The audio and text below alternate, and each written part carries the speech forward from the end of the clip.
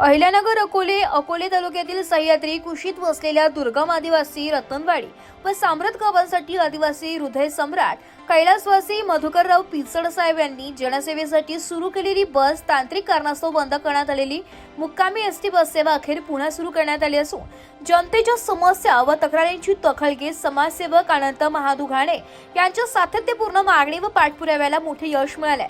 या निर्णयामुळे आदिवासी भागातील शालेय विद्यार्थी, रुग्ण, वयोवृद्ध महिला, गरोदर मातांना आणि सर्वसामान्य ग्रामस्थांना मोठा दिलासा मिळाला। एसटी महामंडळाने काही कारणास्तव रतनवाडी व साम्रत या दुर्गम भागातील मुक्कामी बस सेवा बंद केली होती, त्यामुळे या भागातील नागरिकांना मोठ्या अडचणीचा सामना करावा लागत होता। शालेय व महाविद्यालयीन विद्यार्थ्यांचे शिक्षण, आजार रुग्णांचे उपचार, गरोदर महिला, लहान मुले तसेच सरकारी कार्यालयीन व न्यायालयीन कामांसाठी जाणाऱ्या नागरिकांची मोठी गैरसोय होत होती। रात्री मुक्कामी बस उपलब्ध नसल्याने अनेकांना अकोले, राजूर किंवा शेंडी येथे मुक्काम करावा लागत होता। पर्यटन स्थळ म्हणून प्रसिद्ध असलेल्या रतनवाडी व साम्रत परिसरात येणाऱ्या पर्यटकांनाही याचा फटका बसत होता। या गंभीर समस्येची दखल घेत समाजसेवक अनंत महादुघाणे यांनी अकोले आगार व्यवस्थापक सुरेशराव दराडे साहेब तसेच बाळासाहेब गंभीरे साहेब यांची प्रत्यक्ष भेट घेतली आहे। यावेळी बंद बस सेवेबाबत सविस्तर चर्चा करत ग्रामस्थांच्या वतीने निवेदन सादर करण्यात आलं।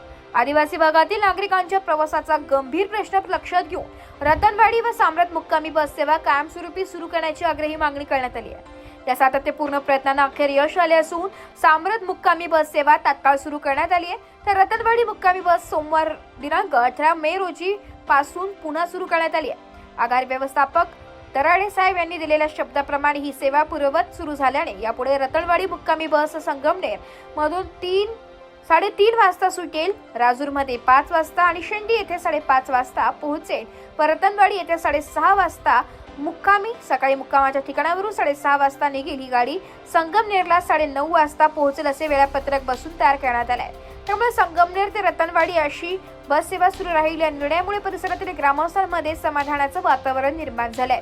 विशेष म्हणजे आदिवासी भागातील प्रवाशांची वाढती गरज लक्षात घेऊन दिनांक 15 जून 2024 पासून राजूर ते रतनवाडी घाटवर 12:30 वाजता राजूर मधून ही बस सुटेल।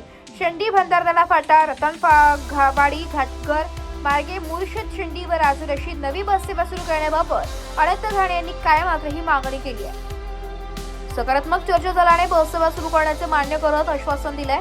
ही बस सेवा झाल्यास दुर्गम भागातील नागरिकांच्या प्रवासांची मोठी सोय होणार आहे। दरम्यान या महत्त्वपूर्ण निर्णयानंतर आगार व्यवस्थापक सुरेशराव दराडे साहेब, वाहतूक नियंत्रक देशमुख आरकी साहेब, खाडे डीव्ही साहेब व बाळासाहेब गंभीरे साहेब यांचा सत्कार, समाजसेवक अनंत महादुघाणे, सरपंच एकनाथ सारुकते, उपसरपंच भरत झडे, संदीप झडे, तुकाराम सारुकते, सागर रोमटे, तुकाराम खाडे, रामदास पिचड व भगवान झडे, अमृता झडे, दगडू पांढरे व हनुमंत बुडे यांच्या हस्ते सत्कार करण्यात आला। यावेळी दराडे साहेबांनी रतनवाडी, साम्रत तसेच आगामी दुपारची बस सेवा कायमस्वरूपी सुरू राहील व ती बंद होणार नाही अशी ग्वाही दिली आहे। रतनवाडी साम्रत बस सेवा पुन्हा सुरू झाल्यानंतर ग्रामस्थांनी आनंद व्यक्त करत एसटी बसचे पूजन केले। तसेच एसटी महामंडळ व समाजसेवक अनंत घाणे यांचे आभार मानत आनंदोत्सव साजरा केला। आदिवासी भागातील अनेक दिवसांपासून गंभीर व प्रलंबित असलेल्या प्रवाशांचा प्रश्न मार्गी लागल्याने नागरिकांमध्ये समाधानाचं वातावरण आहे। ब्युरो रिपोर्ट, नाशिक लोकशाही न्यूज, नाशिक।